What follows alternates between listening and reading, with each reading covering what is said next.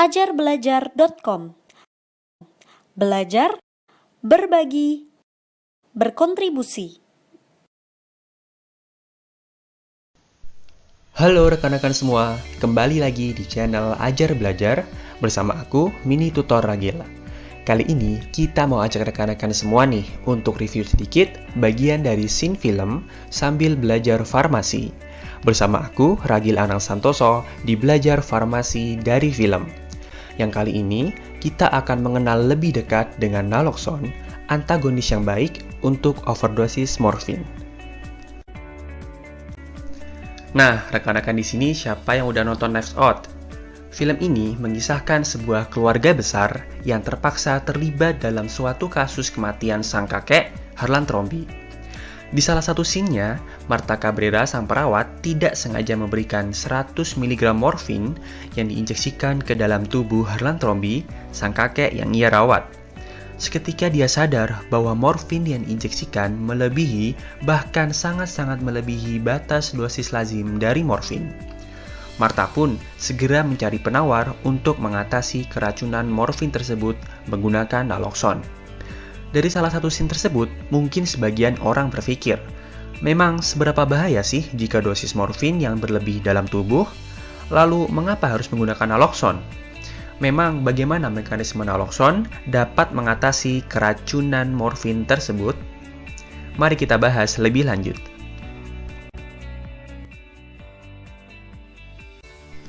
Nah, sebelum itu, kita perlu tahu dulu nih di mana lokasi si naloxone dan morfin dapat memberikan efek kerjanya.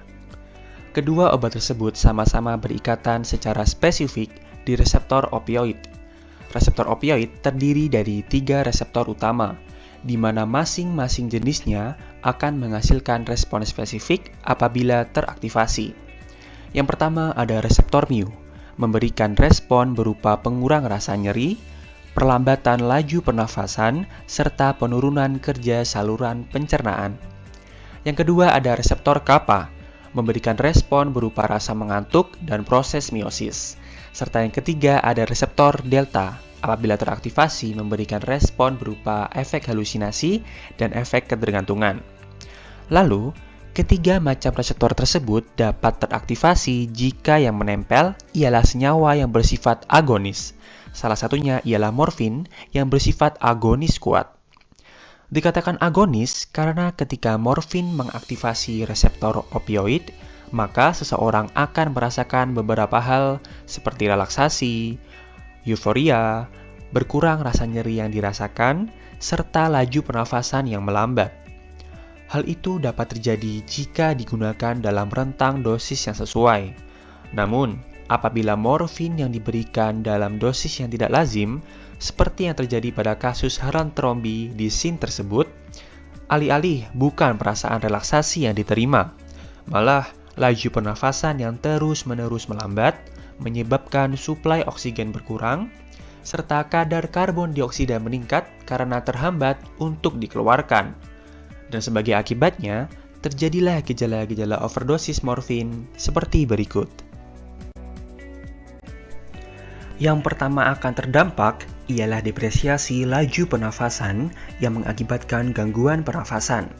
Lalu, pupil mata menjadi bulat kecil yang sering disebut dengan pinpoint pupil, bibir pucat sebagai akibat dari kurangnya suplai oksigen dalam tubuh, rasa mual muntah, kulit menjadi dingin dan basah, efek sedasi yang berlebih berujung pada ketidaksadaran, dan jika tidak segera ditangani, timbullah kematian.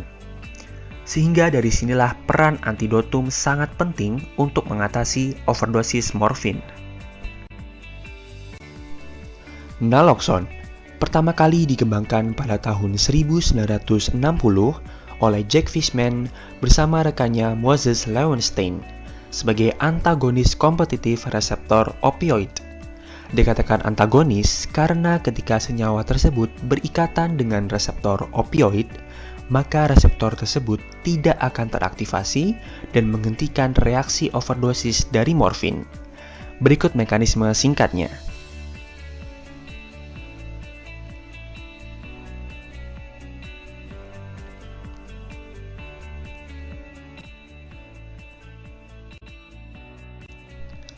Secara singkat, ketika morfin yang menempel pada reseptor opioid, karena termasuk golongan agonis opioid yang kuat, maka reseptor opioid teraktivasi sehingga menimbulkan berkurangnya persepsi nyeri. Sedangkan naloxon memiliki efek antagonis yang lebih signifikan daripada efek agonisnya. Sehingga yang terjadi adalah efek depresiasi pernafasan yang berkurang, tekanan darah lebih terkontrol, serta suplai oksigen dapat terpenuhi kembali.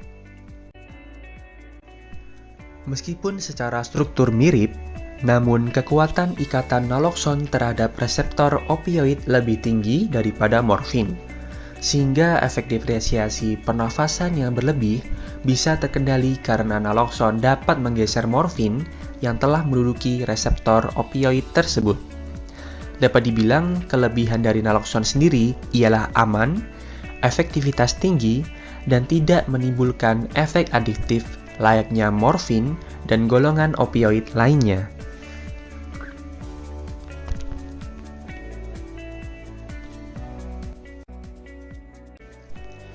Menurut data dari WHO, kematian akibat overdosis golongan opiat meningkat 21% tiap tahunnya. Dilansir dari buku Pharmacotherapy Handbook edisi ke-9, naloxon biasanya diberikan sebesar 0,4 hingga 2 mg secara intravena ataupun intramuskular. Meskipun memiliki onset atau waktu kerja yang sangat singkat serta bioavailabilitas yang tinggi, namun penggunaannya masih terbatas dan bisa digunakan oleh tenaga medis saja.